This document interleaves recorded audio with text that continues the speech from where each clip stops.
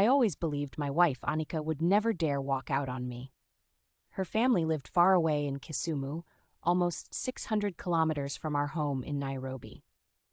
Here in the city, she knew no one except me, and since I controlled every shilling that entered the house, she didn't even have transport money to reach the bus station.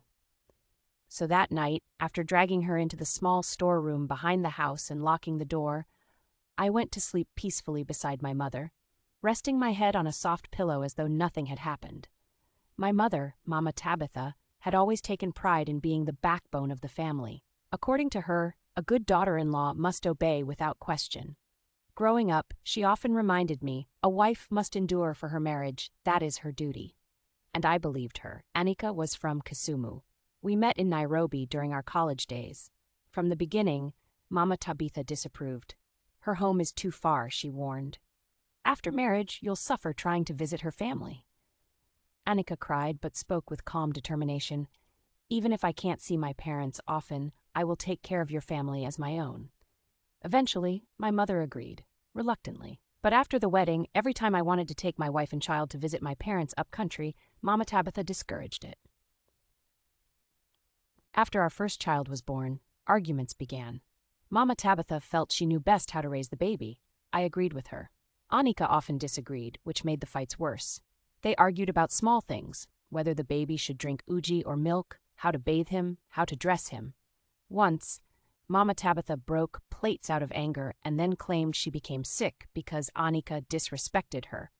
Another time, when our baby fell sick with a high fever while visiting my grandmother, instead of helping, Mama Tabitha scolded Annika in front of everyone.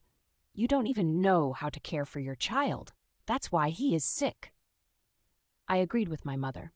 That day, something inside Annika cracked. When the baby cried throughout the night, Annika stayed awake, exhausted, trembling, but refusing to sleep. I, on the other hand, slept peacefully beside my mother. The following morning, some relatives visited and invited us for dinner. Mama Tabitha immediately gave Annika 800 KES and ordered, "Go to the market and prepare 3 trays of food for this evening." Annika's eyes were red and swollen from staying up all night. She looked completely worn out. I almost stepped in, but Mama Tabitha snapped. "A man going to the market? People will laugh. She is the daughter-in-law. She must cook." That was when Annika broke. "I stayed up all night with your son. I'm exhausted. They are your guests, not mine. I am your daughter-in-law, not your maid." Silence filled the room. Everyone stared. My mother gasped in disbelief. I felt humiliated. In anger, I grabbed her arm, dragged her to the storeroom, shoved her inside, and locked the door. No blanket, no food, no mattress, nothing. I walked away feeling justified. I woke early, convinced Annika had learned her lesson. But when I opened the storeroom door, she was gone. Her clothes gone, the baby's clothes gone, the baby's formula gone. Only one small folded cloth sat on the floor. Inside it were the baby's clinic card, his birth certificate, a pair of his tiny socks, and a handwritten note. My heart pounded as I read the note. A woman can endure many things, but she cannot endure a home where she is treated like a stranger. My hands shook. I did not argue because I wanted to disrespect your mother. I argued because I was exhausted, alone, and drowning. I needed your help, but you chose pride. Tears filled my eyes. Our child deserves a mother who is not broken. You locked me in a storeroom, but you did not lock my spirit. Her last line hit me like a sword. I have gone to a place where my son will see me smile again. Where could she have gone? She had no phone, no money, no relatives nearby. How did she leave? I ran outside and asked the gatekeeper. He hesitated before saying, "She left around 3 a.m. A woman on a boda picked her up." "A woman? Who?" "I don't know her. She said she was from Annika's church, and she gave me this." He handed me a small paper with 4 words, "Let her heal first." The name signed at the bottom was unfamiliar. My mother clicked her tongue. "Let her go. She will come crawling back." But for the first time in my life, I didn't believe her. I grabbed my coat and ran out the gate, not as a man demanding ownership, but as a husband who finally realized he had destroyed the only person who truly loved him. And I knew one thing: if I didn't find her soon, I might lose her forever. I searched Nairobi the entire day, from Kawangware to Eastleigh, from Kayole to Umoja, asking everyone who might have seen her.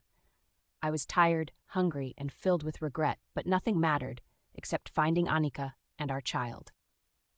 As evening approached, I walked into a small church compound in Kawangware. Something pulled me there, maybe guilt, maybe hope. Sitting on a wooden bench outside was the very woman the gatekeeper had described. She looked at me calmly and said, "You're late." My voice trembled.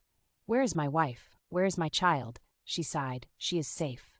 "Please," I whispered, "I must see her. I must apologize." The woman studied my face carefully. Then she pointed toward a small room behind the church, lit by a single yellow bulb. My heart hammered as I walked toward it. When I opened the door, there she was, Annika, sitting on a chair, our baby asleep in her arms. Her eyes were swollen from crying, but she looked calm, calmer than I had seen in months. She didn't speak. She didn't shout. She didn't accuse me. She simply looked at me with eyes full of hurt. For the first time in my life, I knelt before her. Not out of fear, but out of shame. "Annika, I am sorry for choosing pride over you, for letting my mother treat you like a servant, for locking you in that storeroom, for forgetting you are the mother of my child, and my partner, not my prisoner." Tears streamed down her cheeks. I continued, "I will set boundaries. I will protect you. I will stand with you, not against you. If you give me one more chance, I will build a home where you feel safe, respected, and loved." For a long moment, she said nothing. Then she whispered, "I didn't leave because I stopped loving you. I left because I stopped loving who I was becoming." Those words broke me completely. Slowly, she placed the sleeping child in my arms for the first time in days. "If you truly want us back," she said softly, "then change must start with you." And in that moment, I knew. This was not the end of our marriage. It was the beginning of a new one. A marriage built on respect, not fear. Love, not duty. Healing, not humiliation. I held her hand gently, and for the first time in years, she did not pull away. If this story touched your heart, please like and share to inspire someone today.